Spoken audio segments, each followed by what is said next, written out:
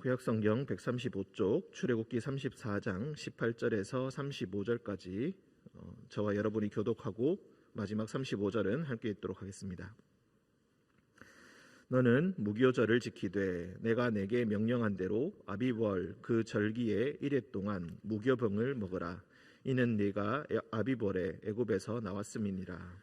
모든 첫 태생은 다 내 것이며 네 가축의 모든 처음 난 수컷인 소와 양도 다 그러하며 나귀의 첫 새끼는 어린 양으로 대속할 것이요 그렇게 하지 아니하려면 그 목을 꺾을 것이며 네 아들 중 장자는 다 대속할지며 빈손으로 내 얼굴을 보지 말지니라.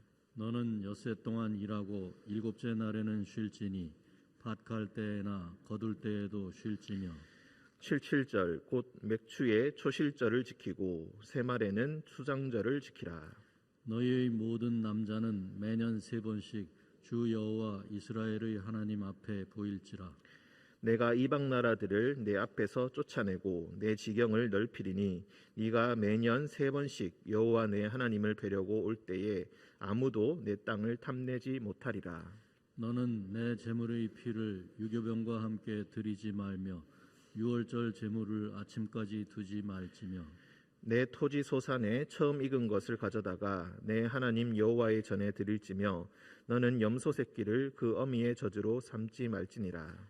여호와께서 모세에게 이르시되 너는 이 말들을 기록하라. 내가 이 말들의 뜻대로 너와 이스라엘과 언약을 세웠음이니라 하시니라.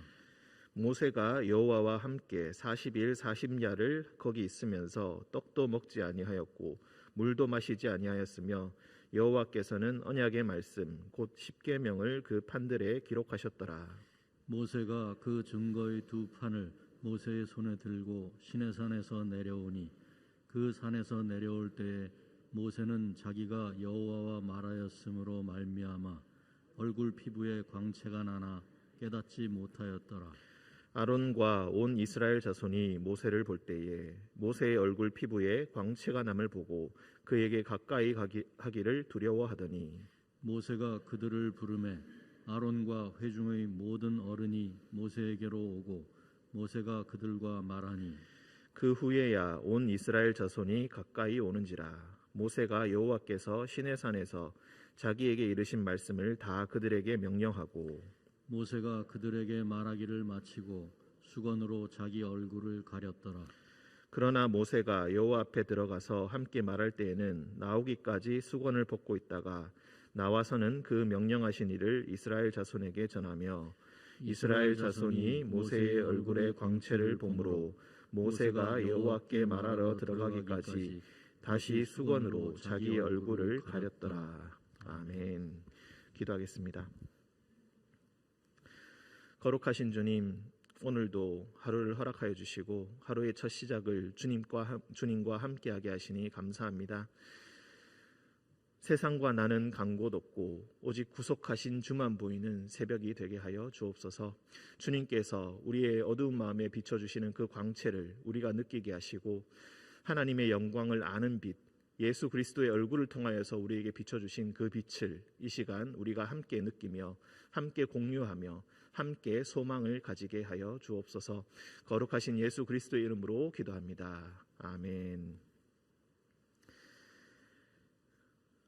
네, 출애굽기 34장 34장은 한마디로 다시 언약을 맺는 그런 장면이 나오고 있습니다. 처음 맺었던 언약, 그것이 24장에 있었다면은 모세가 하나님의 법을 받기 위해서 산에 올라가 자리를 비운 사이에 그 사이를 견디지 못하고 아론은 그리고 이스라엘 백성들은 금송아지를 만들어서 하나님처럼 대하는 끔찍한 죄를 저지르게 되었다. 그래서 모세는 하나님의 마음을 대변하여 처음 받았던 2 돌판을 던져서 깨트리게 되고, 그래서 다시 이제 하나님께서 용서하시고 다시 가지고 올라오라, 돌판을 만들어서 가지고 올라오라라고 말씀을 하십니다. 그래서 여러 가지 명령들을 이제 말씀을 하십니다. 우리가 17절, 오늘 말씀은 사실 18절부터인데 17절부터 시작해서 약 26절까지 여러 가지 계명들이 나오고 있습니다. 특히 첫 번째 17절은 너는 신상들을 부어 만들지 말지니라, 이 말이 처음에 받았던 10계명의 두 번째 계명과 좀 비슷하다. 거의 그 의미가 일치한다. 우리가 그렇게 본다면은 때로 보는 어떤 학자들은 이렇게도 생각을 합니다. 이것은 두 번째 10계명이 아니겠는가?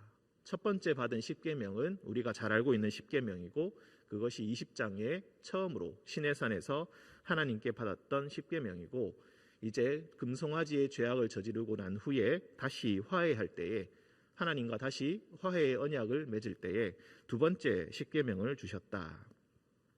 그래서 그 내용이 대략 17절에서 26절까지 나오는데 사실 이것이 10가지 계명이라고 세기도 어렵고 그래서 대부분은 조금은 회의적인 시각으로 이런 주장을 받아들이고 있습니다. 하지만 우리가 분명히 알 수 있는 것은 17절부터 26절까지의 만약에 이것을 하나님께서 새로 주신 계명이다라고 한다면은 이 계명들은 주로 오늘날 우리의 방식대로 말하자면 예배에 관한 그런 계명이라고 할 수가 있겠습니다.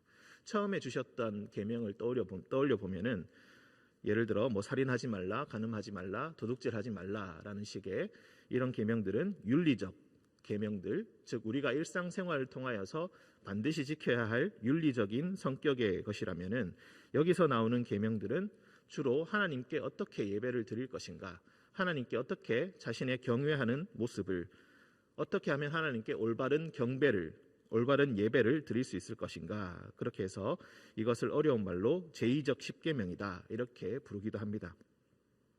10계명인지는 분명히 알 수가 없지만 분명한 것은 하나님께 대한 예배에 대한 내용들이 나오고 있다라는 것입니다. 금송아지를 만드는 죄악을 저지른 이후에 하나님께서 명령하신 것이 무엇인가? 올바른 예배를 세우는 것이 삶 속에서 가장 중요하다. 올바른 삶, 올바른 윤리적인 삶을 사는 것도 중요한 것이지만 그 무엇보다 중요한 것은 하나님을 경외하는 마음, 하나님을 우리의 삶의 가장 중심에 모시는 그런 생활이 가장 중요하다는 것을 우리가 알 수가 있겠습니다. 세상에 무엇보다 하나님과의 관계를 돈독하게 지키고 충성되게 헌신하는 모습을 반드시 가져야 할 것이다. 18절 무교절을 지키되 그날은 무교병을 먹는 날이다.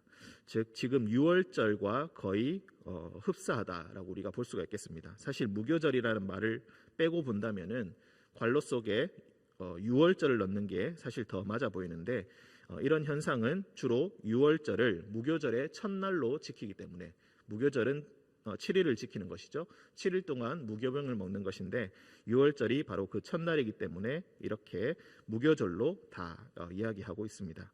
무교절은 예수님께서 순환을 당하시기 시작한 바로 그날이기도 합니다. 19절 모든 첫 태생은 다 내 것이며 내 가축의 모든 처음 난 수컷인 소와 양도 그러하다. 처음 난 것, 즉 이것을 주로 초태생의 규례다 이렇게 이야기합니다. 20절까지 초태생에 관한 규례입니다. 나귀의 첫 새끼는 어린 양으로 대속할 것이다. 즉 나귀의 첫 새끼를 처음이라고 해서 무조건 하나님께 제사로 드리는 것이 아니라 어린 양으로 대신하여서 드리라라는 그런 의미입니다. 그렇게 하지 아니하려면 그 목을 꺾을 것이다. 왜 이렇게 대속의 일을 하는가? 대속의 제사를 하나님께 드리는가? 모든 처음 난 것은 다 하나님의 것이라는 의미에서 그렇게 한다. 인간의 것이 아니기 때문에 그렇게 하지 아니하려면 그 목을 꺾으라라고 이렇게 과격하게 표현되고 있습니다. 내 아들 중 장자는 다 대속할지며 빈손으로 내 얼굴을 보지 말지니라. 즉 가축부터 시작하여서 인간에 이르기까지 모든 처음 난 것은 다 하나님의 것이라는 것을 분명히 하라는 것입니다. 삶 속에서 분명히 대속하고 하나님께 드림으로써 그것을 반드시 기억하여라. 21절 너는 엿새 동안 일하고 일곱째 날에는 쉴지니 밭갈 때에나 거둘 때에도 쉴지며, 즉 안식일을 지키라라는 그런 의미로 받아들일 수 있겠습니다. 그런데 안식일을 지킬 때에 밭갈 때에나 거둘 때에도 쉬지 말아라. 아주 바쁜 농번기에도 절대로 바쁘다고 해서 이것을 어기지 말고, 쉬는 날을 어기지 말고 반드시 쉬어야 한다. 77절 곧 맥추의 초실절을 지키고 세 마리는 수장절을 지킬지라. 세 가지 절기에 대해서 나오고 있습니다. 18절에 무교절이 나왔고, 두 번째 22절에서는 77절, 그리고 수장절, 수장절은 곧 초막절을 의미하는 것입니다. 이렇게 세 번의 절기를 지키라. 안식일을 지키고 절기를 지킨다라는 것은 특별한 시간 속에 하나님과 함께 한다는 것을 반드시 기억하는 것을 의미합니다. 분명히 쉬는 날을 통하여서 이 쉬는 날의 의미가 무엇인가를 다시 한번 되새길 수 있게 되고, 하나님께서 그 모든 것을 우리에게 은혜로 베풀어 주심을, 모든 물질과 모든 영혼의 좋은 것까지도 다 하나님께로부터 온다는 것을 기억하기 때문에 이런 것을 지키는 것입니다. 23절 너희의 모든 남자는 매년 3번씩, 앞서 나왔던 3번의 절기를 이야기하는 것입니다. 매년 3번씩 주 여호와 이스라엘의 하나님 앞에 보일지라. 즉 예루살렘으로 올라와서 예배를 드리라라는 그런 의미로도 볼 수가 있고, 이 3번에 매년 3번씩 성전으로 나아가서 하나님께 예배를 드리다, 그런 의미로 우리가 볼 수가 있겠습니다. 24절 그래서 내가 이방 나라들을 내 앞에서 쫓아내고 내 지경을 넓히리니 네가 매년 3번씩 여호와 하나님 내 하나님을 뵈려고 올라올 때에 아무도 내 땅을 탐내지 못하리라. 남자들이 전부 다 절기를 지키기 위해서 예루살렘으로 올라가 버리게 되면 그 지역이 잠시 동안 비게 되고, 그래서 외적들의 침입이 분명히 있게 될 것이다. 이런 소식을 알게 되면은 어찌 쳐들어오지 않겠는가. 하지만 하나님께서 분명히 보호해 주실 것이니, 그 절기의 기간 동안 보호해 주실 것이니까 그런 것은 걱정하지 말고 염려하지 말고 하나님을 믿고 절기를 지키기 위해 1년에 3번씩 반드시 올라오라. 정말로 대단한 믿음이 없으면은 이것을 행할 수가 없을 것입니다. 21절과 24절을 우리가 다시 생각을 해본다면은 아무리 생업 때문에 바쁘다 할지라도 일주일에 한 번 분명히 쉬는 날을 지키고, 그리고 절기에도 아주 위협을 느끼고 때로는 불안하다 할지라도 이 절기를 하나님 앞에 분명히 지켜라. 이것을 통하여서 모든 보호하심과 인도하심이 오직 하나님께로부터 비롯된다는 그 믿음을 하나님 앞에 다시 한번 새기게 되고, 그 의미를, 그 믿음을 다시 한번 마음에 기억하게 된다. 이런 것을 생활 속에서 이 믿음을 실천한다라는 의미로도 우리가 볼 수가 있겠습니다. 25절 너는 내 제물의 피를 유교병과 함께 드리지 말며 유월절 제물을 아침까지 두지 말지며. 25절의 상반절은 사실 그 의미를 분명히 알기가 어렵습니다. 어쨌든 피라는 것은 생명을 뜻하는 것이고, 피와 함께 유교병과 함께 드리지 말라, 이렇게 이야기합니다. 유월절 제물을 아침까지 두지 말지며. 처음에 출애굽할 때에 급하게 양을 구워서 먹고, 그리고 쓴나물을 먹고 무교병을 먹고 떠날 수 있도록 바로 준비하여라. 왜 아침까지 두지 말라고 했습니까? 가벼운 몸으로 떠날 수 있도록, 모든 것을 다 버려두고 떠날 수 있도록 그렇게 준비하라라는 의미로 우리가 볼 수 있겠습니다. 이런 것들을 통하여서 하나님께서 우리에게 어떻게 역사하셨는가, 어떻게 우리를 출애굽시키셨는가, 우리의 시작이 어떠했는가, 이것을 다시 한번 되돌아보고 기억할 수가 있게 되는 것입니다. 26절 내 토지 소산에 처음 익은 것을 가져다가 내 하나님 여호와의 전에 드릴지며 너는 염소 새끼를 그 어미의 젖으로 삼지 말지니라. 처음 익은 것을 하나님께 드린다. 가장 좋은 것, 가장 처음에 나온 것, 그 기력의 시작이 되는 것, 그것을 하나님께 가장 정성된 모습으로 갖다 드려야 할 것이다. 하지만 염소 새끼를 그 어미의 젖으로 삼지 말라. 최소한의 그 생명에 대한 예의, 존중을 지켜야 한다. 제물로 여기고 하나님께 드리는 것이라 할지라도 함부로 마구 다루서는 안 되고 최소한의 예의를 지키는, 그런 모습을 보여야 할 것이다. 모든 생명은 하나님의 것이고 그것을 고백하는 의미에서 드리는 것이기 때문에 이 작은 생명이라 할지라도 어떤 수단으로 삼지 말고 가장 거룩한 것으로 드리기 위해서 최소한의 존중하는 마음을 가져야 할 것이다. 27절과 28절은 마무리하는 구절입니다. 여호와께서 모세에게 이르시되 너는 이 말들을 기록하여라. 내가 이 말들의 뜻대로 너와 이스라엘과 언약을 세웠음이니라 하시니라. 돌판에 새겼던 이 말들을 돌판에 이 말들을 기록하고 그리고 언약을 세웠음을 분명히 하여라. 두 돌판을 다시 가지고 올라오라 하셨으니 이 말씀들을 새겼을 것입니다. 자기의 일상적인 모든 시간과 공간 속에서 하나님에 대한 믿음을 가지고 이것들을 실천할 수 있어야 한다.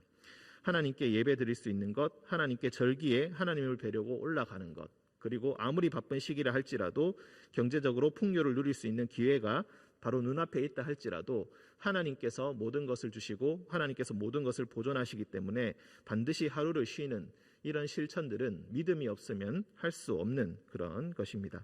그리고 이것들을 통하여서 이 모든 실천들을 통하여서 하나님과 우리가 언약을 세웠기 때문에 이는 분명히 행하여야 한다.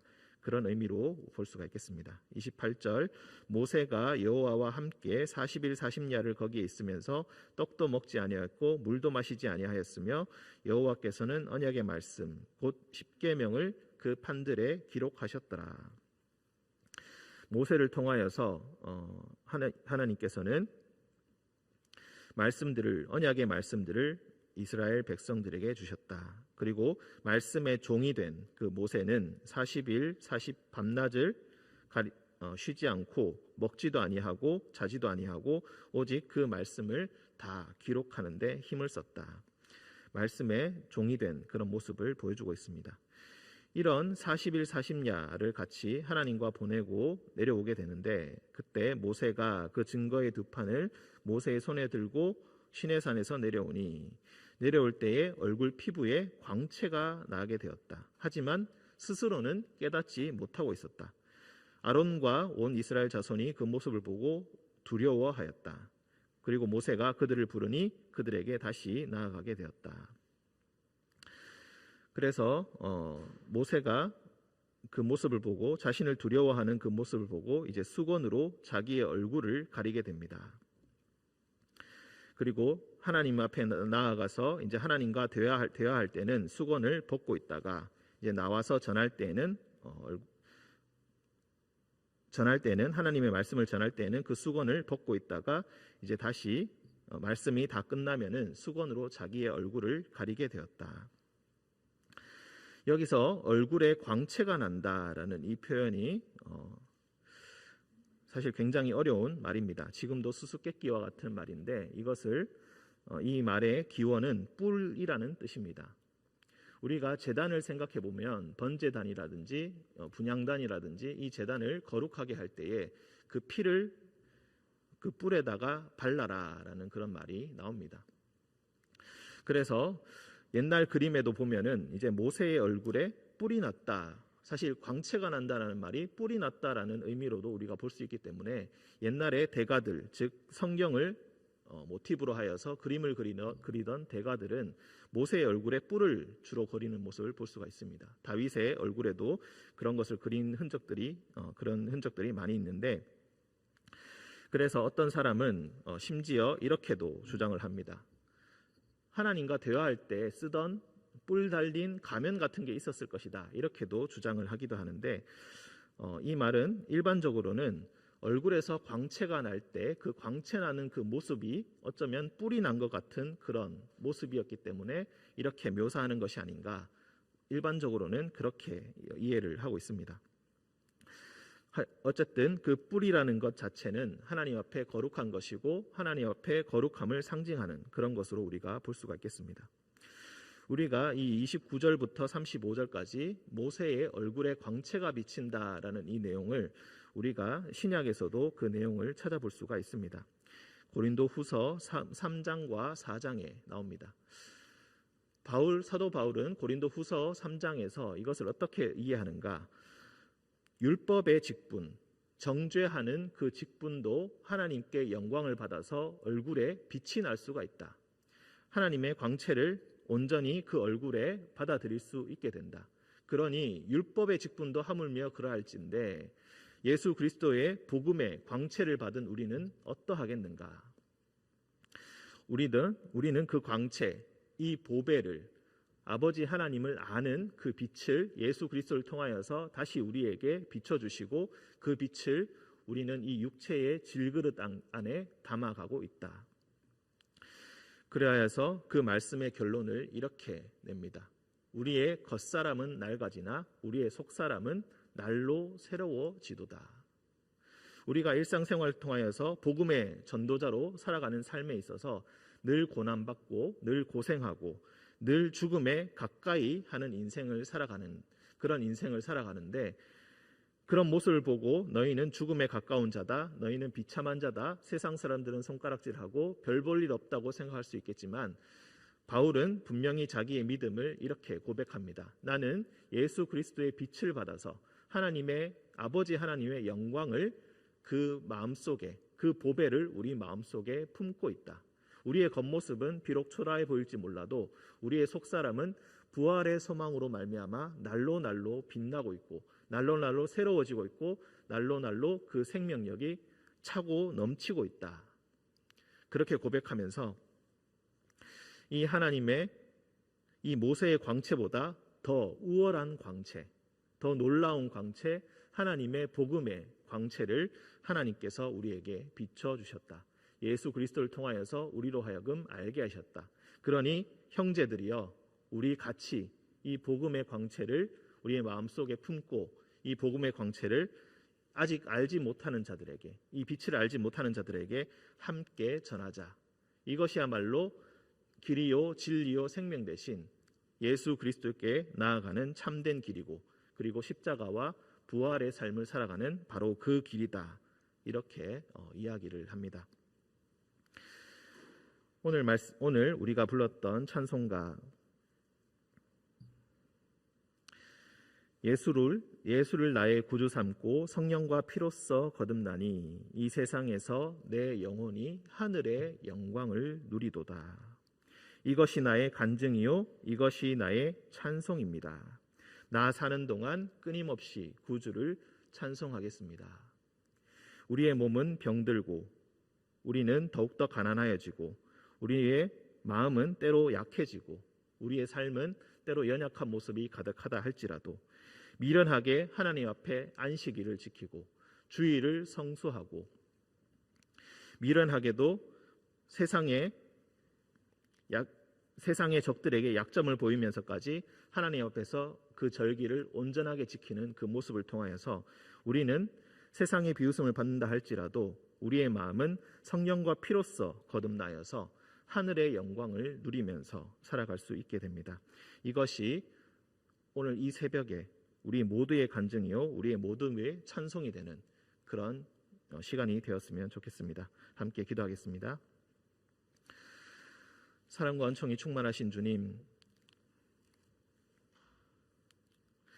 우리로 하여금 예수 그리스도의 복음의 광채를 비춰주시고 이 질그릇과 같은 이 몸에 비춰주셨음을 감사하며 또한 고백합니다. 모세와 대면하여서 말씀하실 때에 하나님의 빛을 그 얼굴에 비춰주시고 그의 피부에 광채가 나게 하신 것처럼 우리의 겉사람은 낡아지지만 우리의 속사람은 날로 새로워지며 하나님의 복음의 광채가 늘 뿜어져 나오는 늘 빛나는 그런 영혼으로 주님 오늘 하루도 주님의 복된 제자로서 살아가게 하여 주옵소서. 우리의 만나는 사람들마다 복음의 광채를 전하게 하시고 예수 그리스도를 아는 빛을 비추게 하시고 참된 생명의 빛을 하나님의 아버지 하나님의 생명의 빛을 비추게 하셔서 하나님의 영광을 간접적으로나마 알게 하는 우리 모든 의림의 성도들이 되게 하여 주옵소서. 거룩하신 예수 그리스도의 이름으로 기도합니다. 아멘.